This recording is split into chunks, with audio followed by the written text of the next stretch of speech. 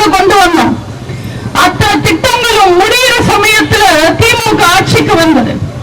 அந்த திட்டங்களுக்கு வெறும் திறப்பு விழா மட்டும் செஞ்சுட்டு எல்லா போர்ட்லயும் கருணாநிதி பேரை ஏத்திட்டாங்க திமுக.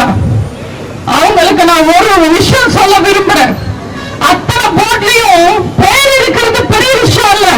போர்டு மக்கி போகும், துரு பிடிக்கும், கீழே விழும். அது நிரந்தரமானது இல்லை.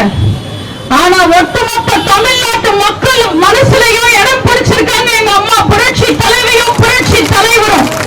அது காலத்துக்கும் அழியாது. அம்மா உணவகத்தை திமுக மூடலாம், உடைக்கலாம். ஆனா ஏழை மக்களின் பசி தீர்த்தது எங்க அம்மான்றது வரலாறுல இருக்கும். அது யாராலையும் அழிக்க முடியாது. இப்படி சாதனை செஞ்சவங்க, இப்படி மக்களுக்காக வாழ்ந்தவங்களுக்கு பாராட்டு விழா நடத்தணும், கவிதை எல்லாம் எழுதணும். அதை விட்டுட்டு கருணாநிதிக்கு போய் பாராட்டு விழா சத்ததுக்கு அப்புறமும் நடத்துறாங்க. கலைஞர் 100 புத்தக கண்காட்சியா என்னென்னமோ நடத்துறாங்க. சமீபத்துல ஒரு நிகழ்ச்சியில ஸ்டாலின் வைரமுத்துவை பார்த்து கேட்டாரு, எங்க அப்பா பத்தி நீங்க நல்ல கவிதை எழுதுங்க, ஒரு புத்தகம் வெளியிடுங்க. வைரமுத்து கருணாநிதி பத்தி கவிதை எழுதுனா அதுல எதுகை இருக்கும், மோனை இருக்கும், உண்மை இருக்காது. அதனால நம்மளே எழுதலான்னு நினைச்சேன்.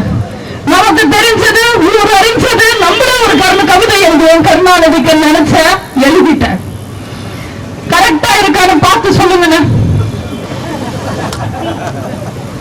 அஞ்சுகம் பெற்றெடுத்த வஞ்சகமே, திருக்குறளை பேரக்கெடுத்த தில்லுமுள்ள தலைவரே, திரைத்திரையில் ஏறி வந்த உருட்டு கலைஞரே, குறுக்கு வழியில் பதவி பெற்ற திருட்டு முதல்வரே, விஞ்ஞான ஊழலில் கில்லி நீங்கள் ஒருவரே, கச்சதீவை தாரை வார்த்தவரே, காவேரி அடமானம் வைத்தவரே, ஈழத்தமிழன் ரத்தம் குடி